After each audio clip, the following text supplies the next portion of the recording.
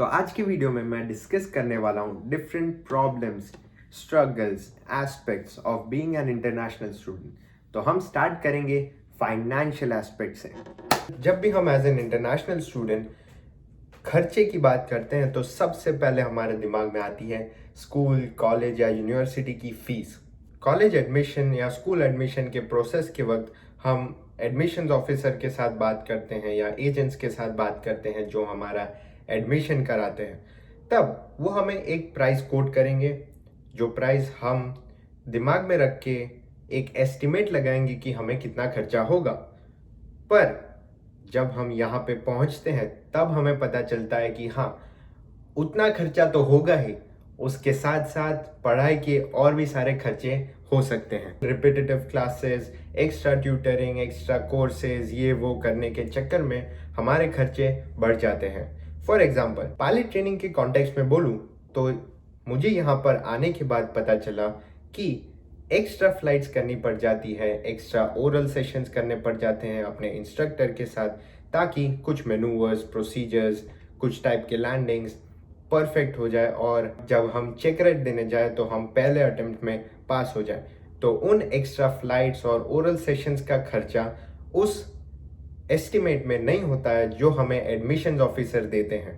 मुझे मेरे admissions officer ने साफ साफ कहा था कि इतना पर्टिकुलर अमाउंट तुम एक्स्ट्रा एक्सपेक्ट करके ही आना, भले ही कोर्स के लिए इतना चाहिए पर एक्स्ट्रा इतना सोच कर ही आना। पढ़ाई के अलावा रहने के खर्चे, भैया अगर आप दूसरी कंट्री में जा रहे हैं तो वहाँ पे जाके आपको रहने के लिए जगह चाहिए, खाने के लिए ग्रॉसरीज चाहिए, फर्नीचर चाहिए, एक्सेट्रा एक्सेट्रा। तो ये सारे खर्चे अकाउंट में लेना बहुत ज़रूरी है। लिविंग एक्सपेंसेस को इलैबोरेट करूं तो सबसे पहला है अकोमोडेशन का खर्चा। एज एन इंटरनेशनल स्टूडेंट आपके पास 3 मोस्ट कॉमन ऑप्शंस है। पहला, यूनिवर्सिटी के कैंपस में रहना। दूसरा, अपना एक अपार्टमेंट रेंट करना। तीसरा, किसी के घर एज अ पेइंग गेस्ट रहना। तीनों ही ऑप्शन बहुत कॉमन है। अगर आप यूनिवर्सिटी के कैंपस में रहते हैं तो आपको यूनिवर्सिटी को अकोमोडेशन फीस भरनी पड़ेगी। अगर आप एक अपार्टमेंट लेते हैं रेंट पर तो आपको मंथली रेंट भरना पड़ेगा। रेंट के अलावा आपको आएंगे बिजली, पानी, वाईफाई, सीवर और भी सारे घर से रिलेटेड खर्चे। अगर आप एज अ पेइंग गेस्ट रहते हैं तो वो थोड़ा चीप पड़ता है और आपको कभी कभार खाने का भी सब इंक्लूडेड होता है। पर पेइंग गेस्ट के तरीके से रहने के अपने लिमिटेशंस भी होते हैं। अकोमोडेशन के बाद आता है खाने का खर्चा। अगर आप इंटरनेशनल स्टूडेंट हैं तो आपका मंथली एक्सपेंडिचर का मेजर पोर्शन सिर्फ ग्रॉसरीज या खाने पे जाएगा। अगर इंडिया से कंपेयर करेंगे तो यूएस में खाना ऑब्वियसली महंगा है, क्वालिटी ऑफ फूड काफ़ी अच्छी है, पर कंसिडरेबल अमाउंट ऑफ मनी सिर्फ खाने और ग्रॉसरीज पर स्पेंड करेंगे। पर खाने के लिए खर्च करने ही पड़ते हैं, मतलब खाए बिना थोड़ी रह सकते। और इन्हीं रीजंस की वजह से लिविंग एक्सपेंसेस पढ़ाई के बाद के सेकंड बिगेस्ट खर्चे होते हैं। उसके बाद आपको कंसिडर करने पड़ेंगे ट्रांसपोर्ट एक्सपेंसेस। यहाँ तो 2 चीज़ें हो सकती हैं, या तो आप जिस कंट्री में जा रहे हैं वहाँ पे transport system, public transport system well developed होगा या तो नहीं होगा। अगर public transport system well developed है तो आप पब्लिक ट्रेन्स, बसेस यूज़ कर सकते हैं जहाँ पर भी जाना चाहते हैं। काफ़ी सारे कंट्रीज़ ऐसे होते हैं जो स्टूडेंट्स को स्टूडेंट पासिस देते हैं, या यूनिवर्सिटीज़ जो इंटरनेशनल स्टूडेंट्स को फेवर करती हैं वो अलाउंसेस देंगे जो आप यूज़ कर सकते हैं ताकि आपका ट्रांसपोर्ट एक्सपेंडिचर कम हो जाए। अगर आप ऐसी सिटी में जाते हैं जहाँ पे पब्लिक ट्रांसपोर्ट सिस्टम उतना वेल डेवलप्ड नहीं है तो आपको अपना ट्रांसपोर्ट खरीदना पड़ेगा, या फिर अगर आप लीगल ड्राइविंग एज के नहीं हैं तो अपने फ्रेंड या किसी और पे डिपेंड करना पड़ेगा कम्यूट के लिए। जैसे कि जब मैं पहले यहाँ पे आया था तो मैं अपने फ्रेंड्स को पूछता था कि ग्रॉसरीज लेने ले जा, या किसी और की हेल्प लेनी पड़ती थी कहीं पे भी जाने के लिए, क्योंकि डेटोना बीच में उतना पब्लिक ट्रांसपोर्ट वेल डेवलप्ड नहीं है। इवेंचुअली मैंने अपनी कार खरीदी, पर कार खरीदना और उसे मेंटेन करना, ऑयल रिपेयर्स, रेगुलर मेंटेनेंस और भी सारे खर्चे जो कार के साथ आते हैं, इंश्योरेंस लेना पड़ेगा, रेगुलरली उसका रजिस्ट्रेशन करवाना पड़ेगा, एक्सेट्रा एक्सेट्रा। तो कार बेसिकली अपने आप में ही एक लायबिलिटी बन जाती है। पब्लिक ट्रांसपोर्ट से रिलेटेड एक और चीज़ ऐड करना चाहूँगा, वो है कि आपको अपना शेड्यूल बस और ट्रेन के शेड्यूल के आसपास बिठाना होगा, और इसी में आपका बहुत सारा टाइम वेस्ट भी हो सकता है, और बस या ट्रेन मिस होने पर आप अपने स्कूल, यूनिवर्सिटी, कॉलेज में लेट भी पहुंच सकते हैं। ये सारे प्रॉब्लम्स जो मैं बता रहा हूँ वो एक मिडिल क्लास फैमिली से आए हुए स्टूडेंट की बता रहा हूँ, क्योंकि मैं उन्हीं प्रॉब्लम्स के साथ रिलेट कर सकता हूँ और वो भी उन्हीं प्रॉब्लम्स के साथ रिलेट कर पाएंगे।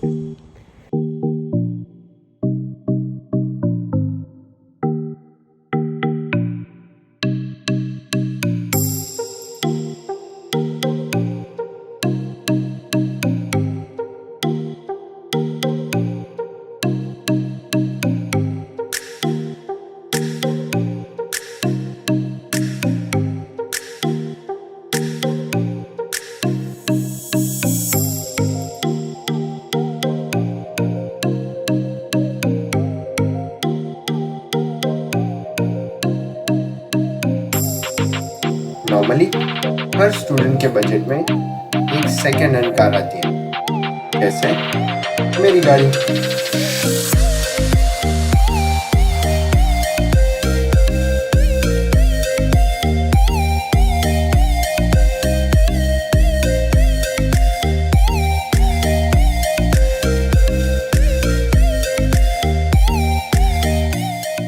तो फन फैक्ट, जब मैं यहाँ पे आया इंडिया से तो मैं सोच के आया था कि मैं यहाँ पे आके साइकिल लूँगा।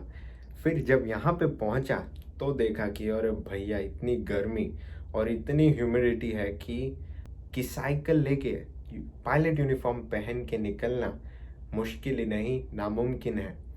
साइकिल छोड़ो, पायलट यूनिफॉर्म छोड़ो, बाहर दोपहर को बाहर चलना पॉसिबल नहीं है। रेंट, यूटिलिटीज़, फूड, ट्रांसपोर्ट, इसके अलावा भी ऐसे कई इंसिडेंटल एक्सपेंसेस आ सकते हैं, जैसे गाड़ी में प्रॉब्लम हो जाना या बीमार पड़ जाना।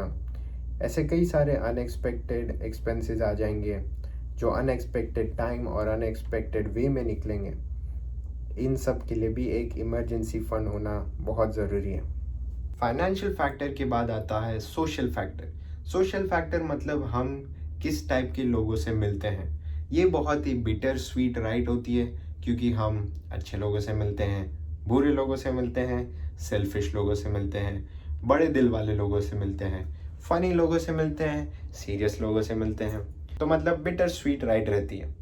ये वो लोग होंगे जो आपके साथ यूनिवर्सिटी, कॉलेज या स्कूल में जा रहे हैं, या वो लोग जो आपके रूममेट्स हैं, या वो लोग जो आपको कहीं पब्लिक इवेंट्स या इंडियन कम्युनिटी में मिलते हैं, या फिर इंडियन टेम्पल्स पे मिलते हैं, कहीं पे भी।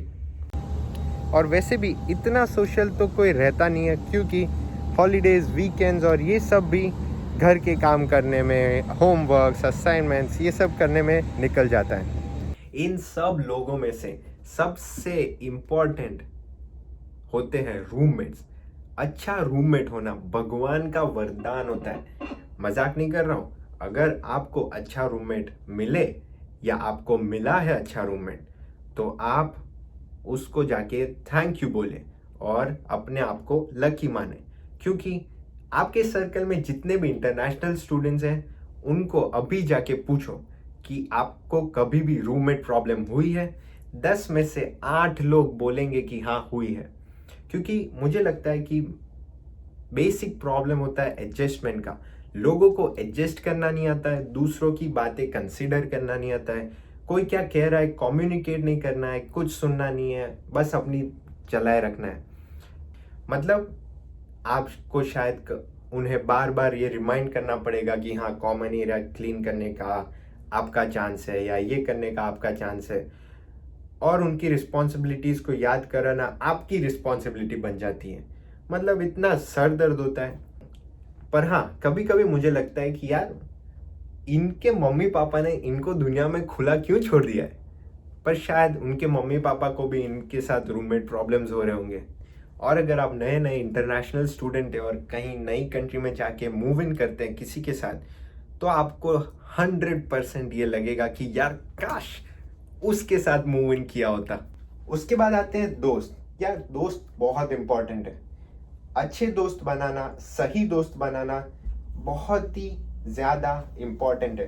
एज एन इंटरनेशनल आपकी फैमिली यहाँ पे नहीं होगी, पर आपके दोस्त ही वो लोग होंगे जो आपको हर मुश्किल में हेल्प करेंगे। तो ऐसे दोस्त बनाइए जिनको आप फ़ोन करते ही वो हाजिर हो जाए और आपकी हेल्प करे, या फ़ोन पे ही आपको अच्छी और सही सलाह दे। ऐसे दोस्त बनाए जो आपको अपने कोर्स में मोटिवेट करे या हेल्प करे आगे बढ़ने के लिए अपने गोल्स की तरफ।